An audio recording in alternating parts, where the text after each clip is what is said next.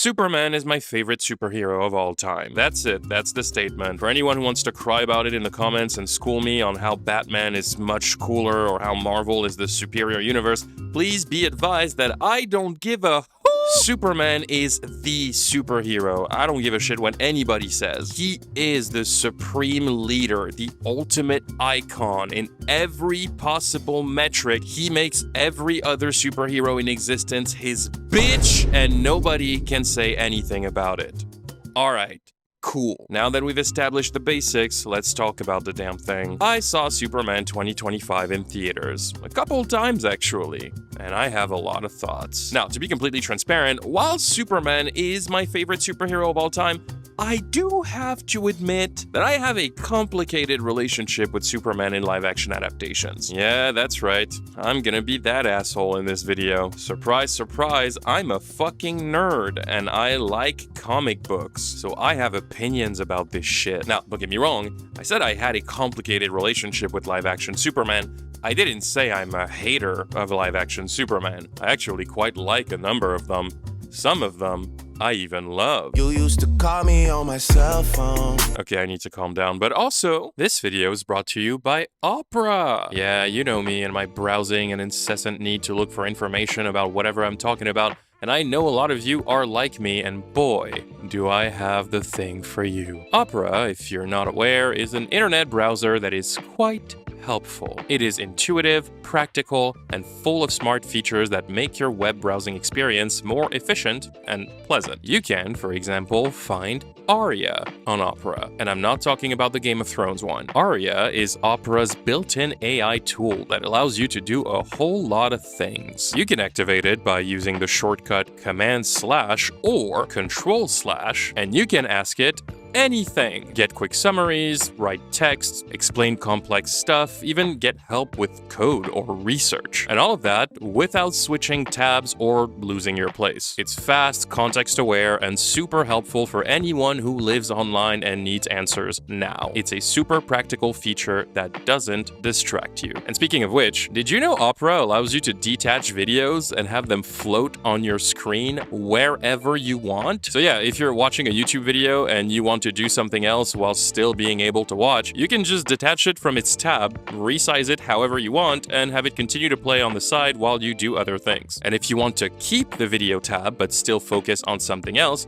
Opera's got your back too, because it has a split screen feature that allows you to have more than one tab active in the same window. So you can watch your video and take notes at the same time while still being able to scroll down the comments. It's just efficiency in the purest form, just like the Tab Island feature that allows you to intuitively group your tabs based on theme, project, or context, and you can simply expand them or collapse them as you need to make everything more structured and convenient. It's just the perfect web browsing experience. There are many more fascinating features in Opera, by the way, and if you'd like to try it, you can download it by clicking the link in the description. Thank you so much to Opera for sponsoring this video, and let's get back to the show. At the surprise of absolutely nobody, Christopher Reeve's Superman is my guy, as he has been for so many people on this planet. That is the first Superman I ever encountered before I even set eyes on a comic book. He is the Superman I grew up with, and he was just incredible. This was my entire childhood, okay? This movie is the reason why I am a nerd. I was mesmerized by it, and all of that is thanks to Christopher Reeve's portrayal of the character. Everything about his performance was just lethal. He completely embodied both Clark Kent and Superman,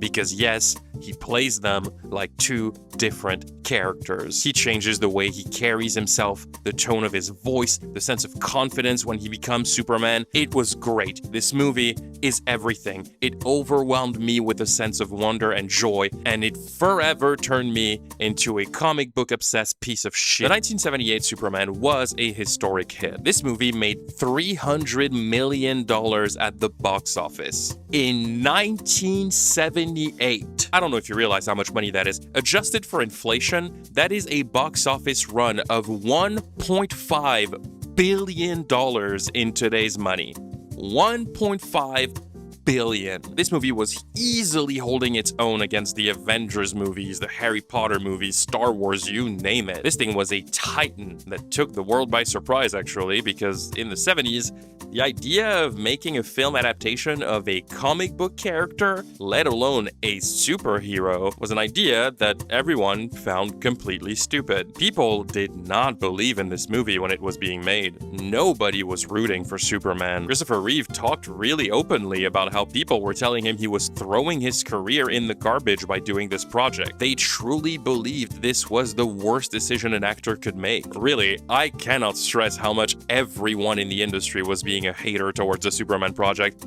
and then it came out.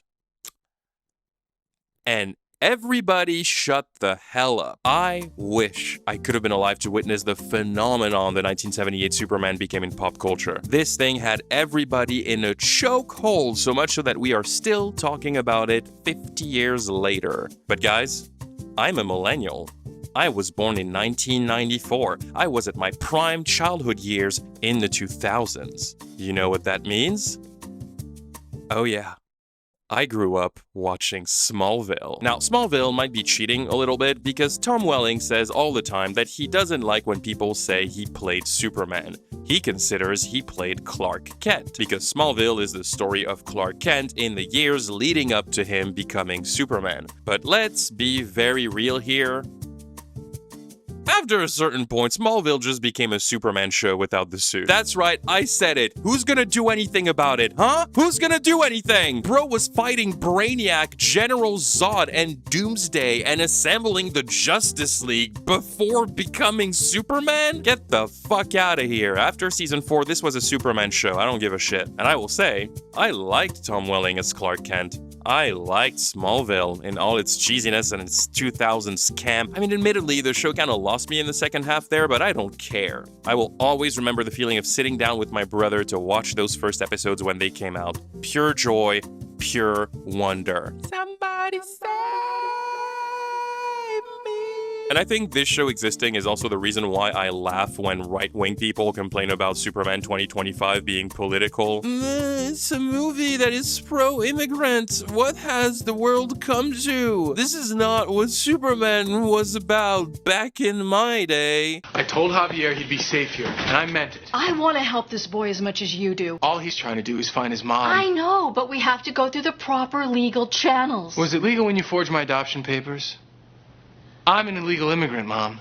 You've been harboring me for over 17 years. Superman, Emily Stevens with Immigration and Naturalization. We just need a quick look at your green card. Green card. You are an alien, are you not? Sure, guys. Sure. Superman was never political or pro-immigration or anti-racism. That is such a new concept for liberal propaganda.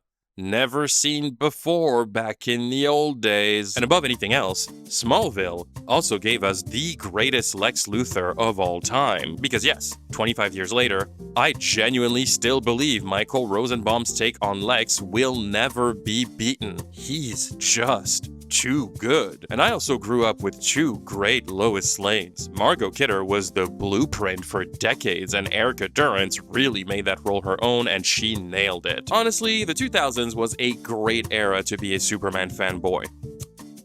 And then this movie showed up. Look, I will never blame Brandon Routh for Superman Returns. He really gave it his all. He really tried. He was so incredibly dedicated to this role. A few years ago, he went on Michael Rosenbaum's podcast and talked very openly and earnestly about how he lived the failure of Superman Returns and the cancellation of its sequel. This experience really fucked him up. He had such a hard time processing and accepting the whole disaster, and he held a lot of anger over it for a really long time. Apparently, from what I understand, the cancellation of the sequel was a very long and painful process that just broke him. But there was just no viable way to continue the franchise after the reception of the first movie. I really don't like Superman Returns for no other reason than the fact that it's just not a good Superman story. I understand what it was going for, but I just think the execution was all wrong. And sure, in terms of pure entertainment, everyone will tell you Superman Returns' biggest flaw is the fact that this is a Superman movie where Superman doesn't fight anything. But I don't even think it's that crazy. Superman 1978 is a movie where Superman doesn't doesn't really fight anything either. He catches a few bad guys here and there, but he doesn't get a real fight scene until the sequel when the Kryptonians arrive. Superman Returns isn't necessarily boring because he doesn't fight anyone. It's boring because it's just a bad story. At the very least, those silver linings, Brandon Routh got to play Superman again in the CW, which he talked about how healing that was for him after the heartbreak of his previous experience,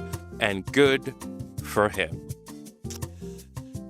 Okay, let's talk about the big guy. So, Henry Cavill's Superman, or as I tend to call him, Snyderverse Superman, a topic I have somehow managed to avoid on this channel for all 4 years of its existence. And now I am compromising my peace. Here's the thing. I think Henry Cavill was perfect in this role. And I mean perfect. The issue is that while Henry Cavill was perfect to play Superman, his Superman sucked. Yeah, that's right, I said it, okay? I'm sorry. Actually, no, fuck that, I'm not. It's just the truth. And the Snyder cult doesn't like it when you say that. They disagree with every atom in their being. They think Snyderverse Superman is the ultimate version of the character, the greatest Superman ever. But I'm sorry. It's not actually because it's a good Superman. The reason why the Snyder cult is so obsessed with this Superman is the same reason why the Snyder cult is obsessed with Zack Snyder movies. And that is because this Superman had mad aura. Henry Cavill in this role is just too fucking cool. And that's because, well, Henry Cavill, but also because that's kind of Zack Snyder's ultimate talent. Zack Snyder is really good at aura farming. He can make just about anything look incredibly fucking badass for no reason. He just has an eye for epic shots, and that's what his fans like. I think Zack Snyder fanboys are people who ultimately don't care about the story of the movies they watch. They don't care about the plot, they don't really care about the characters, they certainly do not give a shit about the logic of what they're watching. No, people who love Zack Snyder are people who think a movie is a masterpiece if it looks cool. Visually, I mean. Oh, the visuals are cool, therefore it's a good movie. And if you're one of those people, yeah, I can't disagree here. Like him or not, you have to recognize that when it comes to visuals, it's very hard to beat Zack Snyder. This man has an aesthetic that is very much his own. He has a real talent to figure out what looks good. Even his worst movies have impeccable aesthetics, and he knows he has this talent because so many of his movies have big montage scenes where he just gets to put on a song he likes and exhibit a series of incredible shots he thought of. That's kind of a staple of his filmography, which makes sense because, if you don't know, Zack Snyder pretty much started his career as a music video director. When it comes to visuals, he knows his shit. But here's my hot take. While Zack Snyder is an incredible visual creator, he's just not a good storyteller. I'm sorry, that's the big issue. Zack Snyder cannot tell a story to save his life. And you can just tell because in recent years, as he's been given more and more creative control over scripts and story ideas, his movies have devolved into absolute nonsense. Anyone who has attempted to sit through Rebel Moon could tell you that. Don't even get me started on the director's cut.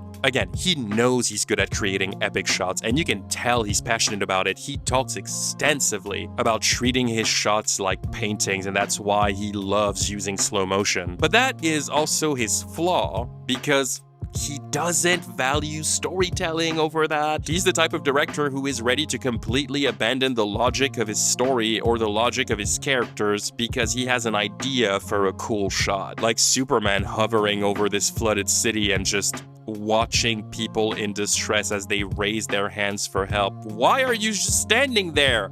Help them! And I say all of that, but please know, I like some of the Zack Snyder films. I like some of the Gaga songs. What the fuck does she know about cameras? I think even his biggest haters will agree that 300 fucking slaps. This movie is dope as hell. It has no right to be as good as it is. I think his Watchmen is perfectly fine, not without issues. I don't love Man of Steel, but I like it for some of its ideas. I also like its take on General Zod. Batman v Superman is incredibly flawed because of wonky storytelling choices, bad character writing, and just an overall bad plot. with flat characters, but I do enjoy the Ultimate Edition somewhat, and this movie did give us one of the greatest Batman scenes of all time. The Snyder cut of Justice League is actually really solid. It's too long and has a lot of unnecessary shit, like what are you doing here? But this movie has some really cool elements that made me happy to see. And yes, this is one of the best Flash scenes of all time, every media included. So I'm not gonna sit here and say Zack Snyder films don't have any merit. That would be very disingenuous of me.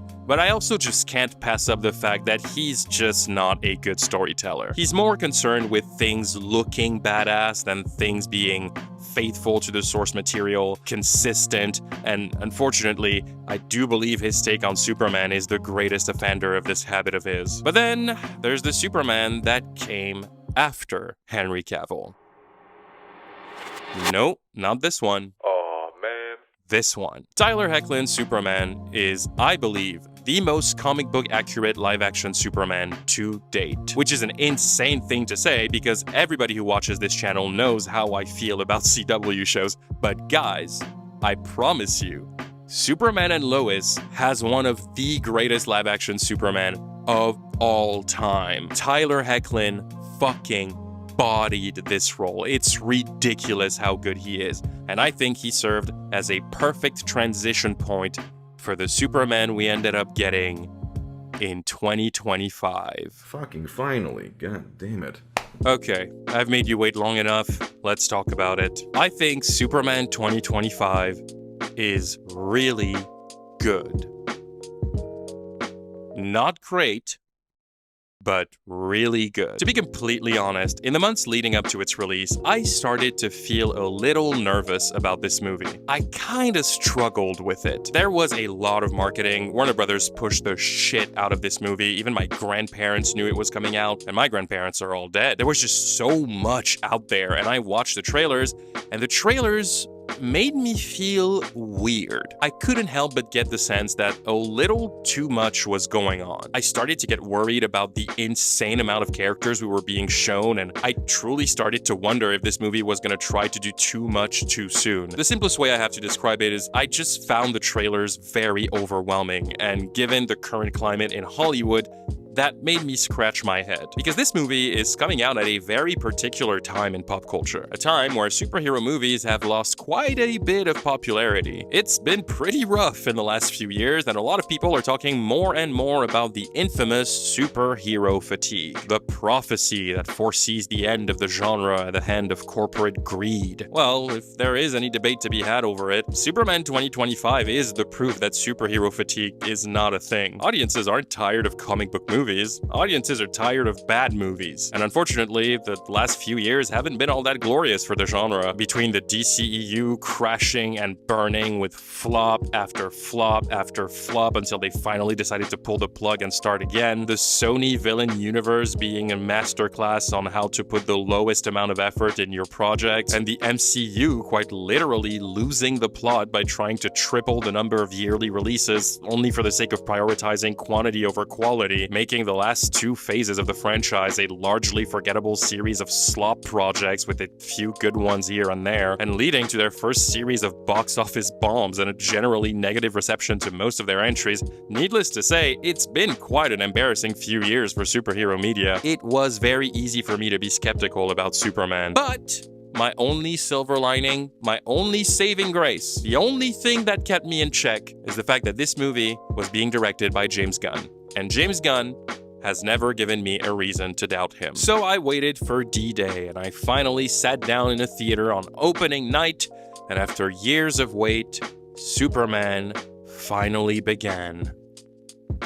And I felt weird. I felt really weird, and I got very worried. Because when the movie started, like for the first 20-ish minutes, there was a thought that kept popping into my head again and again. I kept thinking, this doesn't feel like a Superman movie. It feels like I was thrown in the middle of a season of a Superman show. The movie begins, you get a quick text on screen that says, yo, metahumans have been around for 300 years and Superman has been around for 3 years. He just lost a fight for the first time, enjoy the movie. And then you're just thrown in the middle of it, and the movie throws so much at you so fast, it felt a bit disorienting. Like, for the first little chunk of the movie, I was having a difficult time getting invested in what was going on. In general, I do believe it's an issue with the movie as a whole. I think Superman 2025 is trying to do a little too much for its own good. The movie feels very bloated, not outright messy. I wouldn't necessarily say that the movie is convoluted, because everything that's happening is very simple to follow, but I do think the movie is a bit overcrowded, both when it comes to characters and when it comes to plot. There's just a little bit too much going on, and the movie never really gets a chance to breathe. But things do slow down a little after those first 20 minutes, and that's when I started to really get into the film, and I felt an immense sense of relief over that. I felt like I could finally focus on getting to know this new Superman, played by David Cornsworth. And I gotta say, the guy's just got it. I fucking love this Superman. I love him so much. He is great. Not good, great. He's fantastic. I enjoyed every second of him on screen. I think the reason I like Tyler Hoechlin's Superman so much, and David Cornsworth's Superman, is because they bring back a very simple concept from the comics that has always been crucial to this character to me, and that had been lost in recent years with the Snyderverse. It brings back the concept that Superman is just kind of a chill guy. He's a nice dude, very kind-hearted, benevolent, laid-back guy who just enjoys life. That character-defining trait had completely vanished lately, with the Snyderverse giving us a very depressed Superman who hardly ever showed emotion, and that annoyed me. Superman is supposed to be this pleasant, charming, agreeable guy who's just trying to do good. There's a reason why everyone calls him a Boy Scout. He is kind, at times to a fault. And I am so surprised that there are people who fucking cannot stand this new Superman because of that. Like, to me, the giveaway is this. People who were annoyed at the sequence in Superman 2025 where Superman is fighting a monster that is destroying Metropolis, but he takes the time to save a squirrel. If that scene annoys you, I don't think you get this character. That's the most Superman thing ever. People always made jokes about Superman using his godlike powers to save a cat out of a tree, which he does for real in the 1978 film, because that's just who he is. That's the essence of his character. For him, there's no difference between a squirrel, an alien baby, or a human being. All of their lives are just as meaningful to him, and he shows the same kindness and care to all of them, no questions asked. And I think that's where David Cornsworth absolutely nails this role. His Superman is everything I've ever wanted in an adaptation straight from the comics. He's charming, he's likable, he's joyful. He seems like a guy who could be friends with just about anybody. And that is such an important trait of this character. One that we had lost with the Snyderverse era, unfortunately. I strongly believe that Zack Snyder had no real interest in Clark Kent. I mean, we hardly ever saw Henry Cavill be Clark Kent.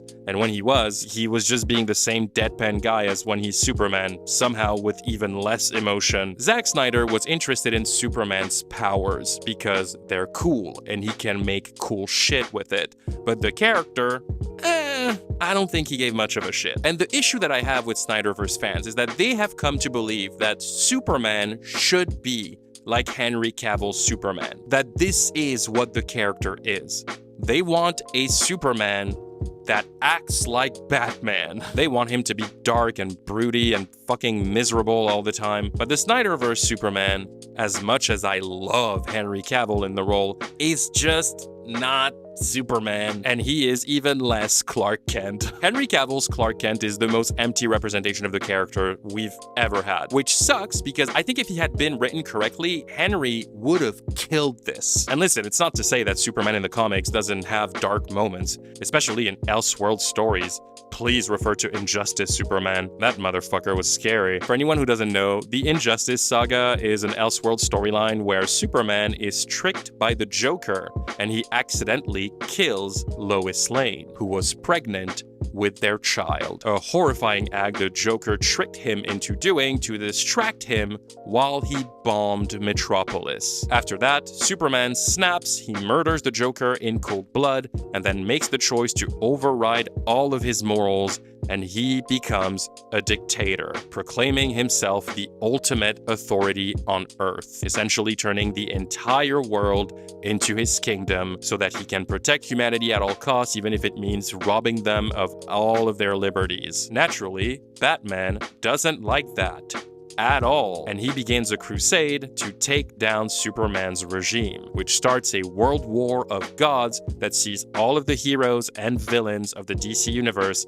picking sides between Batman and Superman. It's a very sinister story. So yes, the comics have explored scenarios of Superman being dark and going evil, yada yada yada, but there's a reason why those are Elseworld stories, alternate universe versions of the character, because everyone is aware that's not the Superman. The whole thing with Superman is that, yes, he's a god, but a god with the personality of a golden retriever. He's a sweetheart who likes people and has a lot of compassion for them. He's an empath. Oh. And you wouldn't know that from most of his adaptations, but Superman is also funny, because he might be a god that saves people and fights the most powerful beings in the universe. He just doesn't take himself very seriously.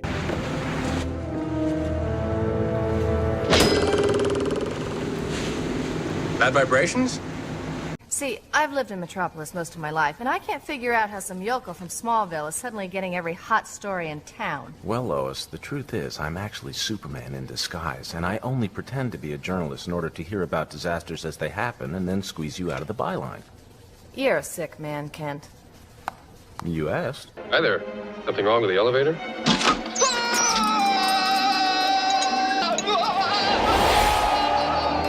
Going down. Hey! Quit messing around! I'm not messing around. I'm doing important stuff. One of my favorite moments ever with the live-action Superman is from the very first episode of the CW Superman series, where Superman saves a kid from being crushed by a car. After saving him, there is a very small interaction in the scene that just made my heart melt. Here you go, friend. Thanks. Cool costume. Thanks. My mom made it for me. That is the most Superman thing of all time. This, to me, is who Superman was always supposed to be. A god, but a golden retriever and a mama's boy. Snyderverse Superman could have never had a scene like this. Snyderverse Superman was a god who acted like a god. He was cold, distant. I don't think we ever see him smile. We hardly ever see him saving people's lives, aside from one montage in BVS and that scene where he snaps Zod's neck. We just don't really see him saving people. We don't really see him being a superhero. We see him punch things a whole lot, and he kills a lot of people. That guy is fucking dead. You never at any point saw him have any pleasant interactions aside from that one scene with Lois Lane. He's not a man of the people. You never see him interacting with people. He lets people worship him like a god.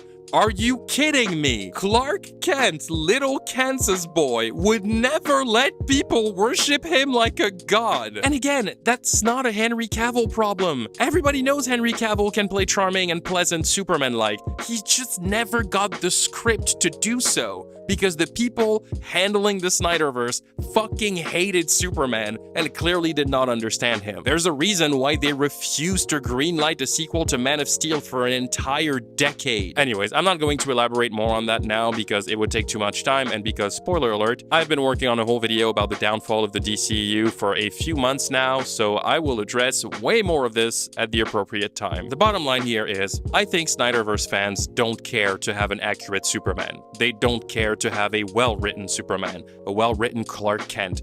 I don't think they even care about Clark Kent. Snyderverse fans just want a Superman that has aura.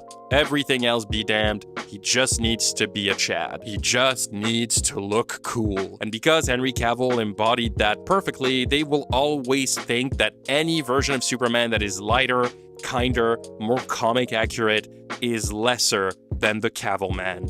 but I disagree. This new Superman is the guy. That's the Superman that made me dream as a kid. There's a warmth to him, this inviting sense of humanity to him. He feels like Superman straight out of the comics. I think this movie is also James Gunn realizing that with his plan for a long-term DCU, this is a new Superman that a generation of children is going to grow up with, and he really respects that reality. And that's when I realized that this movie is built to almost be like an episode of a Saturday morning cartoon. It's not this deconstruction of the character-defining Superman story with universal stakes. No, you're just kind of following Superman on one of his adventures, because you're gonna get to see many more of them. And I think I really like that. This movie feels like a chapter in a comic book. That's sort of where I understood where he was going with this. This movie is meant to introduce the universe. I think Gunn and the other filmmakers who will work on the DCU will eventually start to move towards a larger story,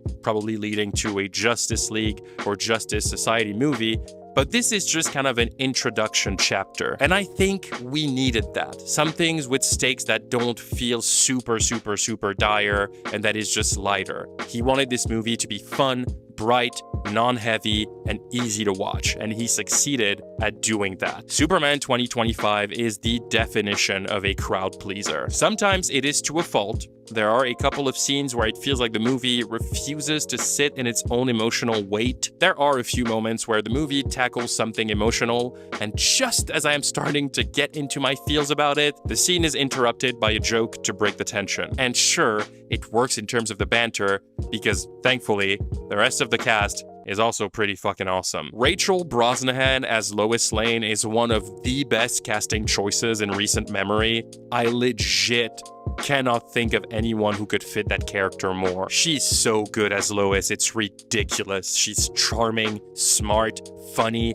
and personality-wise, Rachel's take on Lois Lane makes me think of the animated series Lois a lot, and that's probably my favorite version of the character. Really, she's somewhere between animated Lois and Margot Kidder Lois, and that is a great Lois to have. She is very active in this story, and I love how often the movie acknowledges that she's a very normal person in a world where a lot of not normal shit happens all the time. You get scenes where she interacts with other heroes, and the way it plays out kind of shows you that to a normal person, superheroes are fucking weird. And Rachel Brosnahan is so good at sarcasm that bringing that to her Lois just makes the interaction she has so funny. By the way, if you haven't seen The Marvelous Mrs. Maisel, do yourself a favor, go watch that. And I love the way this movie portrays the relationship between Lois and Clark. It tackles it in a way we've never really seen before, because when this movie picks up, Lois and Clark have only been dating for about 3 months, and Lois is not entirely sure this relationship is right for her. She's thinking about breaking up with Clark, and Clark can kind of feel it coming, and he doesn't really know what to do. So throughout the movie, their relationship is kind of up in the air, and their dynamic just never gets old. All of their scenes together where they just get to talk are fucking awesome. They have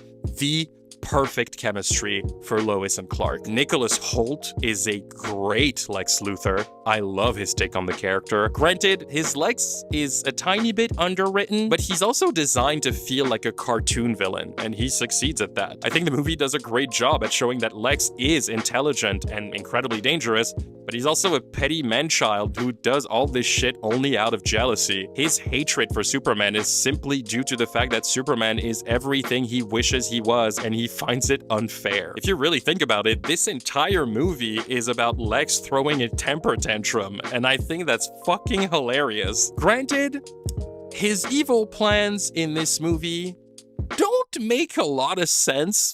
The whole thing with the reveal of Ultraman being a clone of Superman that he can control was hilarious to me, because I couldn't help but think, dude, if you really wanted people to hate Superman so much, why go through all the trouble you went through of finding his secret fortress in Antarctica and all the other shit you did? Why didn't you just dress your Superman clone as Superman and send him in the streets of Metropolis to do horrifying things in Superman's name? You basically have Homelander on speed dial. You could have done this at any time, my guy. Oh, and by the way, the Justice Gang was also fucking great. Obviously, Nathan Fillion as Guy Gardner was just brilliant. He was hilarious and he embodies the arrogance of that character so well. He is such a dick in this movie. Hawkgirl, while terribly underused and underwritten, was a more fun presence than I expected. She has a very funny scene in the third act, and I am excited to see her again. Hopefully a bit more fleshed out in the future. But I don't think anyone who has seen the movie will be surprised when I say the MVP of the gang is without a doubt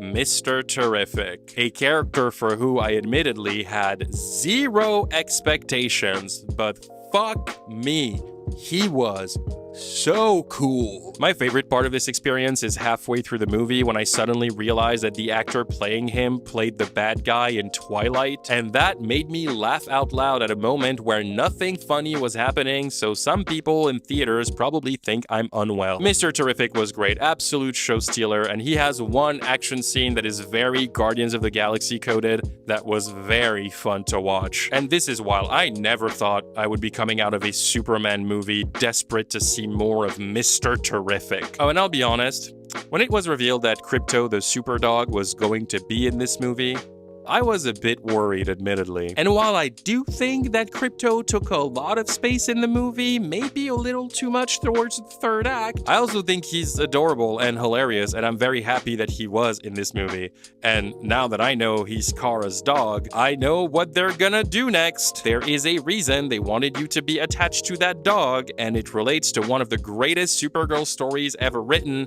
That is the basis of the Supergirl movie coming out next year. That is all I'm gonna say. So yes, despite being bloated, the movie just remains fun and lighthearted and hopeful and just very entertaining. And I think people needed that, and it shows. People showed up for this movie, and the response to it has just been very wholesome. Superman 2025 has now become the highest grossing Superman film of all time at the domestic box office, and that in only 3 weeks. Yes, Snyderverse cultists, it surpassed Man of Steel. Here's its issue. And I'm happy. I'm glad that this DCU is starting on such a high note. The movie wasn't perfect at all, but it was really good. And honestly, after the last few years of comic book movie flops, that's all I could have asked for. I hope that this universe continues to be handled with care, that stories come first, and that James Gunn remains focused on only greenlighting movies when they are certain to have a great script. So yeah, is Superman 2025 the beginning of a new legacy for the character? Well, you know what? I think it might just be.